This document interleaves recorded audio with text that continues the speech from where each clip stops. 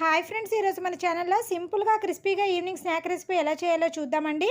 ముందుగా ఒక మిక్సింగ్ బౌల్లోకి ఒక కప్పు మైదా పిండి, పావు స్పూన్ సాల్ట్, ఒక స్పూన్ కలౌంజీ సీడ్స్ వేసుకొని కొద్దిగా వాటర్ వేసుకుంటూ పిండిని సాఫ్ట్గా చపాతీ ముద్దలాగా కలుపుకోవాలి.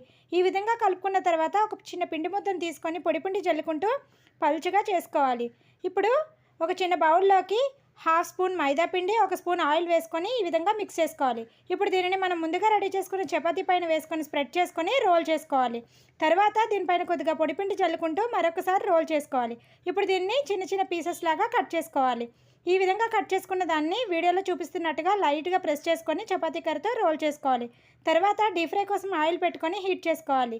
ఆయిల్ వేడైన తర్వాత మనం రెడీ చేసుకున్న వాటిని వేసుకొని డీప్ ఫ్రై చేసుకొని తీసుకోవాలి. చూసారు కదండి, పొరలుగా ఎంత బాగా వచ్చాయో. చాలా క్రిస్పీగా ఉంటాయండి. మీరు కూడా ఎప్పుడైనా ఇలాగా ట్రై చేయండి. ఇలాంటి మరెన్నో ఇంట్రెస్టింగ్ రెసిపీస్ కోసం please subscribe our channel. Thank you for watching.